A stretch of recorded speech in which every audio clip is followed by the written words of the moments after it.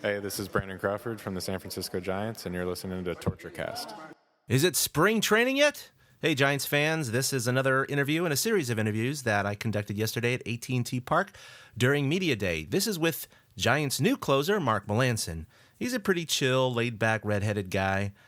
He talks a lot about sports science, nutritional science, and sleep science, and just kind of the mentality that it takes to be a closer and what brought him and what attracted him to sign with the Giants. Hope you enjoy this one and all of the others that I've conducted, and of course everything is available in video form on YouTube and over at torturecast.com. Just in and outs, so I know maybe the surrounding area, but that's it. Excited? Extremely excited. Yeah, just going even through this process with commercials and how organized everything is. It's just it makes sense, why they're such a winning organization, and the apple doesn't fall too far from the tree. Have you given much thought to the fielders behind you, particularly being a ground ball guy? It seems like the infield. I did. That was a huge reason why I wanted to sign here. Oh yeah. Yeah, I mean, I've gotten to see those guys play on the other side, and pretty fun to watch, I'd say. Do you, your name is by far the most mentioned name so far this morning. Do you like that there's a lot of expectations and a certain amount of pressure? I look at it as an opportunity. It's a chance to kind of fill something that is needed. So, for me, it's what I relish. It's what I enjoy. It's simply an opportunity for me to succeed. Mark, you went up against these guys for a few years. What's your impression now from what you've seen against them coming over here, and what have you learned? Well, my impression is that it's just a first-class organization. The guys have a camaraderie that's unique.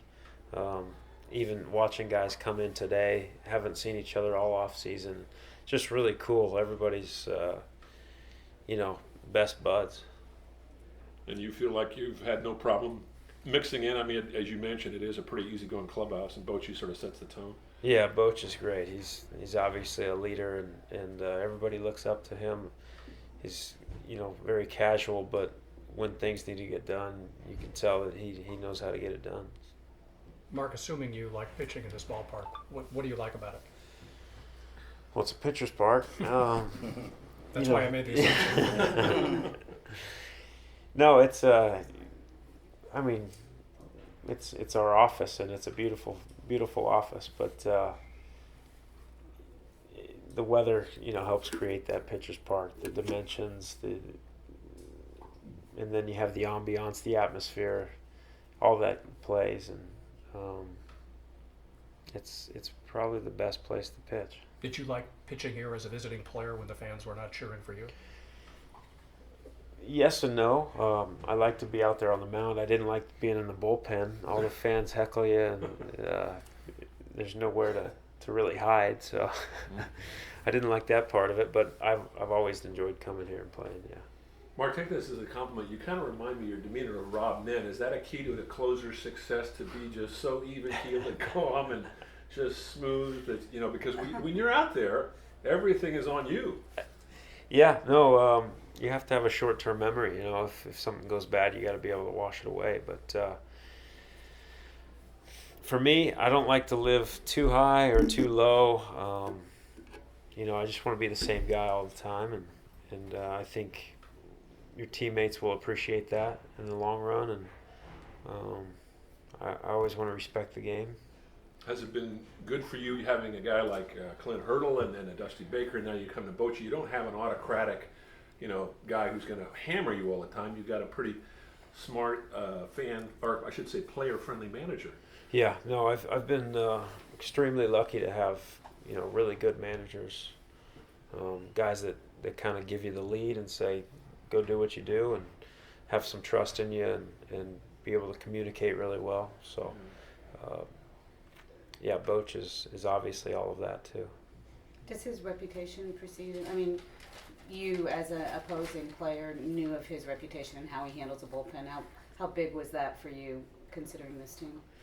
It was huge because I've witnessed and I've also been on other teams that the bullpen has been mishandled, and it can kind of get hidden under the rug, But 162 games, it's going to be brought out there, and people are going to realize, So handling the bullpen is a huge job, and Bochy's well known to be one of the best, and I was very aware of that. I'm curious, you got some young guys that are sort of moving into the roles of middle relief. Do you feel almost like you have to be kind of a mentor sort of on the side, in addition to the pitching coach and Mark Gardner, with these kids? Well, I would like to be. I hope they take me up on that, because I enjoy that part of the game. To me, it's part of the everyday job. I mean, it's not just me teaching; it's them going to be teaching me as well. And it's hopefully I can add a lot of value for them, but they're also going to do that to me as well. Lots of luck, man. Yeah, thank you. Speaking of enjoy, it looks like you've been having a good time. I've seen some of the clips. Looks like you've been having a good time with some of the commercials.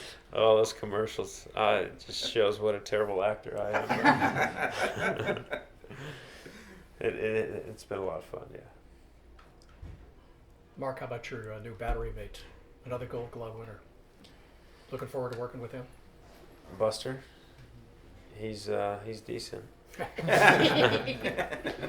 He's all right. Yeah, he's decent. So, I mean, everything you guys have said, it's a huge, all those things are why I wanted to sign here.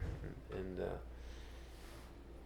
just talking to Buster on the phone and being around him and knowing what kind of work ethic he has, sign me up, What are the biggest reasons for your success the last 3 years or so? Because you don't have you don't strike out 90 guys in 55 innings like the prototypical modern day closer does. Yeah, I get outs though, so that's. How do you do that? Have a Gold Glove infield behind me. That'll help. A pitcher's park.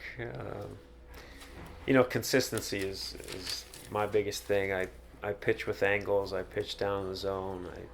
I locate. I have movement on my ball. A little bit of deception. And I feel like I have a really good plan out there. So, makes for a good mix. Here's what the yogis want to know. Have you found a good Bikram yoga place?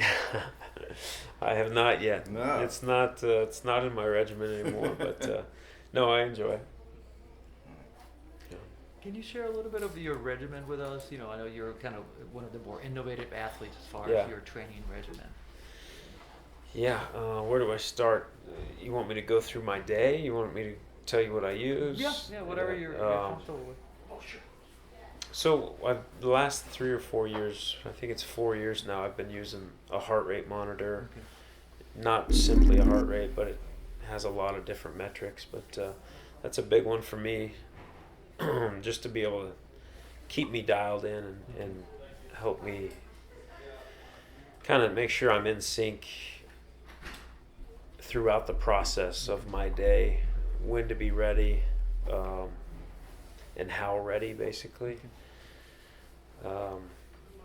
There's a few different tools for preparation that I use right before the game, right before I go out to the bullpen. Kind of lets me know where I'm at from a systemic standpoint, and